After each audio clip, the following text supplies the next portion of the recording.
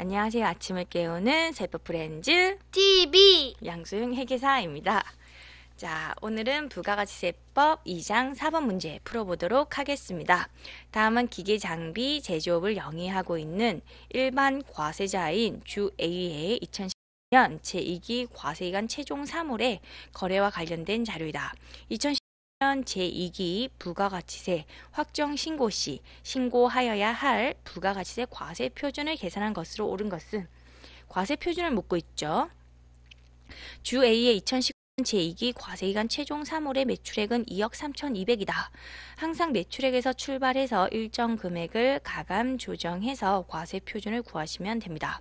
이 금액에는 매출 할인액 500만 원이 차감되고 매출 애누리와 환입액 700만 원이 차감되지 아니하였으며 교통, 에너지, 환경세, 교육세 및 농어촌 특별세 500만 원은 포함되지 아니하였다.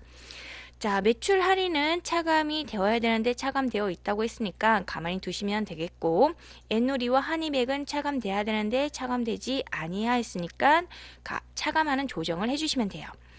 교통에너지 환경세는 타소비세죠. 그리고 교육세 및 농어촌 특별세는 서택스죠. 요거는 과표에 포함해야 되는데 포함되지 아니하였다고 했으니까 가산하는 조정을 해주시면 되겠죠.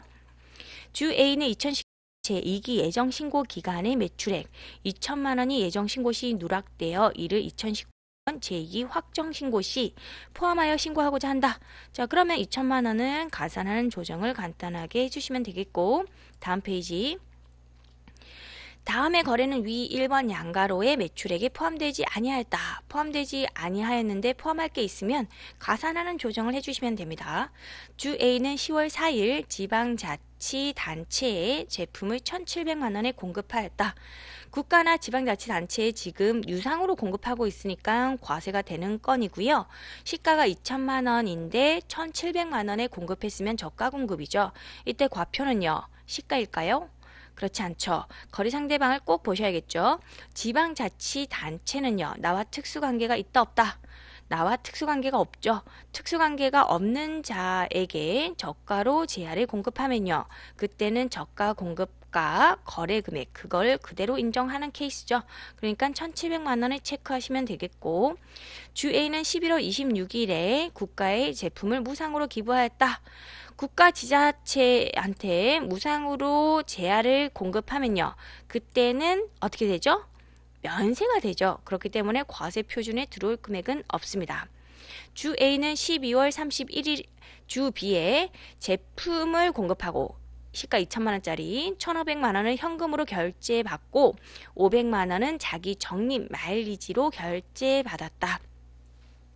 자기 적립 마일리지 결제액이 있는 문제인데 요거는요, 과표에 포함하지 않죠. 애누리 성격으로 보는 겁니다. 그렇기 때문에 현금 결제액 1,500만 원 그것만 체크하시면 되겠습니다.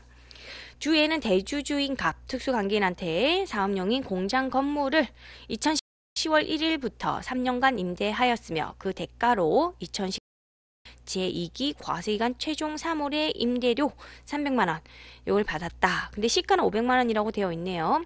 자, 그러면요, 특수관계인한테 임대 용역을 저가로 공급한 케이스가 되는 거고요. 그때는 당연히 과표는요, 시가가 돼야겠죠. 시가 500만 원 체크하시고 다음 페이지. 주 A는 12월 3일 중국 소재 회사 특수관계는 아니고 신용장 방식에 의한 제품 수출 계약을 체결하고 12월 9일에 제품을 선적하였으며 동제품의 수출 계약 대금은 15,000달러이다. 이 수출 계약 대금 중에서 8,000달러는 12월 5일에 선수금으로 수령을 했네요. 그래서 960만 원으로 환가했고요. 나머지 7,000달러는 12월 23일에 수령해서 원화로 환가했대요. 자, 제일 먼저 파악하셔야 될 것은 공급시기죠. 공급시기 수출이니까 선적일이 되고요. 그러면 12월 9일이 되겠네요. 근데 이 공급시기 전에 환가한 게 있죠. 그 금액은 그대로 과표에 들어오면 됩니다. 그렇기 때문에 12월 5일 날 선수금을 수령한 960만 원은 그대로 과표에 넣어주시면 되고요. 그런데 나머지 7,000달러는 공급시기 이후에 수령해서 환가했으니까 공급시기의 기준환율 자료에 주어져 있죠. 요 기준환율로 환산해 주시면 돼요. 그럼 7,000달러 곱하기 1,250원 해서 875만원 요거를 체크를 하시면 됩니다. 동그라미 친 거는 더해 주시면 되고요. 세모 친 거는 빼주시면 되겠죠. 자, 요걸 자료별로 구조화 시켜서 정리를 해보도록 하죠. 제일 먼저 매출액 자료가 나와 있었는데 매출액에서 출발하되 매출 애누리 그리고 환입 이런 건 차감을 하시고요. 타소비세 그리고 서택스 이런 거는 포함을 해야 되는 거니까 더해 주셔야 되겠죠. 그래서 매출액은 2억 3천이 됐고요. 예정신고시 누락분은 더해주시면 되겠고 지방자치단체에 저가 공급한 케이스는요. 특수관계가 없는 자한테 저가 공급한 거니까 저가 공급가 그대로 넣어주시면 되겠고 국가에 무상 공급한 케이스는 면세가 되는 거니까 과표에 들어올 금액이 없었고요.